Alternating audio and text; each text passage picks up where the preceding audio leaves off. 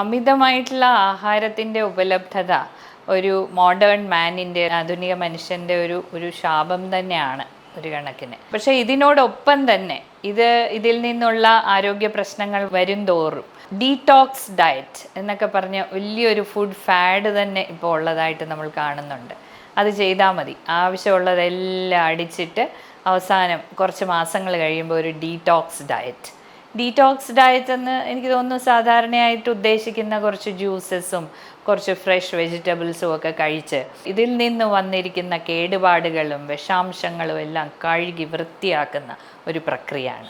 ഈ പ്രക്രിയയ്ക്ക് ശരിക്ക് പറഞ്ഞാൽ ഒരു ശാസ്ത്രത്തിൻ്റെ പിൻബലവുമില്ല.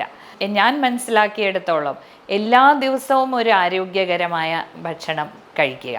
ഒരു ദിവസം നമ്മളൊരു അത്ര ആരോഗ്യകരമല്ലാത്ത ഭക്ഷണം കഴിച്ചാലും അടുത്ത ദിവസം അതനുസരിച്ച് ചെറിയ ക്രമീകരണങ്ങൾ വരുത്തുക എന്നല്ലാതെ ശരീരത്തിനെ ആകമാനം ഡീടോക്സിഫൈ ചെയ്യാനും അതിനെ ക്ലീൻസ് ചെയ്യാനും അല്ലെങ്കിൽ മൊത്തത്തിലൊന്ന് വൃത്തിയാക്കാനും ഒരു മരുന്നുകൾക്കും ഒരു കഴിവുള്ളതായിട്ട് നമ്മൾ കാണുന്നില്ല.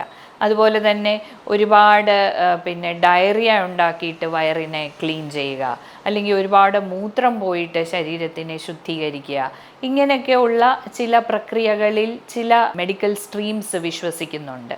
എങ്കിലും മോഡേൺ മെഡിസിനെ സംബന്ധിച്ച് അത്തരത്തിലൊരു ക്ലീനിങ് എന്നുള്ളത് ബോഡിക്ക് സാധ്യമല്ല. എന്താണ് നമ്മളെ കൊണ്ട് സാധ്യമാകുന്നത്?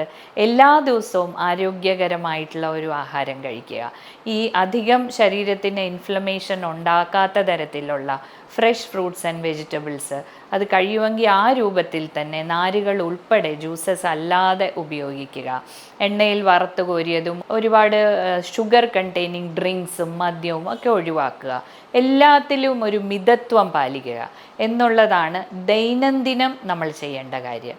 അതല്ലാതെ അനാരോഗ്യകരമായിട്ട് ഒരു മാസം കഴിച്ചിട്ട് അതിനുശേഷം പെട്ടെന്നൊരു ഡീടോക്സിഫിക്കേഷനും പെട്ടെന്നൊരു ലൂസ് മോഷൻ ഉണ്ടാക്കുക, അല്ലെങ്കിൽ അത്തരത്തിലുള്ള ഒരു ലാക്സേറ്റീവ് ഉപയോഗിച്ച് കുടൽ ക്ലീൻ ചെയ്യുകയോ ഒക്കെ ചെയ്യുന്ന പ്രക്രിയ ശരിക്ക് അതിനൊരു ശാസ്ത്ര പിൻബലമുള്ളതല്ല.